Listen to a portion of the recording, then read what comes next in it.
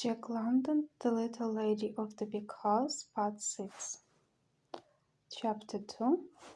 When Forrest went through the French windows from his sleeping porch, he crossed first a comfortable dressing-room window, divan, many locked, with a generous fireplace out of which opened a bathroom, and second a long office room wherein was all the paraphernalia of business desks, dictaphones, filing cabinets, bookcases, magazine files, and drawer pigeonholes that tied the low-beamed ceiling.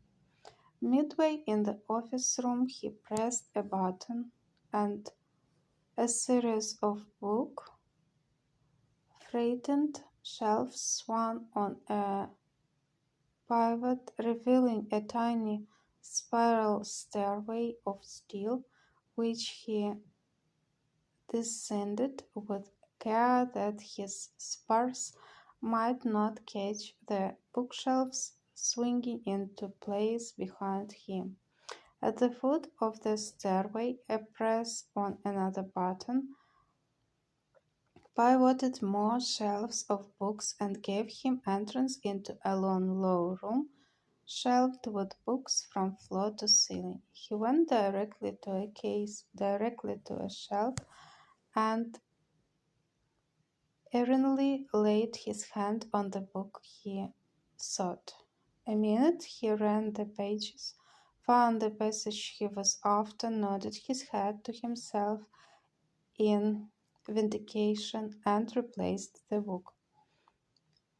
A door gave way to a pergola of square concrete columns spanned with redwood logs and interlaced with smaller trunks of redwood, all rough and crinkled velvet with the ruddy purple of the bark.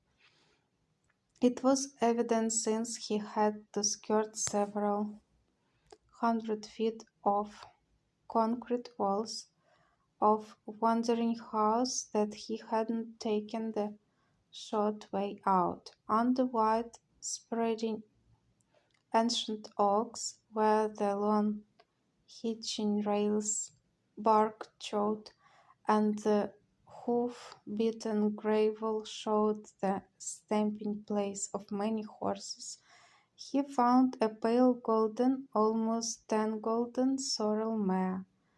Her well-groomed spring coat was alive and flaming in the morning sun that slanted straight under the edge of the roof of trees. She was herself alive and flaming. She was built like a stallion, and down her backbone ran a narrow dark strip of hair that advertised an ancestry of many ranch mustangs. "How's the man-eater this morning?" he queried as he unsnapped the tie rope from her throat. She laid back the tiniest ears that ever a horse possessed, ears that told of some thoroughbred's wild loves with wild mares among the hill, and snapped at Forrest with wicked teeth and wicked gleaming eyes. She sidled and attempted to rear as he swung into the saddle, and sidling and attempting to rear, she went off down the gravelled road, and rear she would have had it not been for the martingale that held her head down, and that as well saved the rider's nose from her angry tossing head.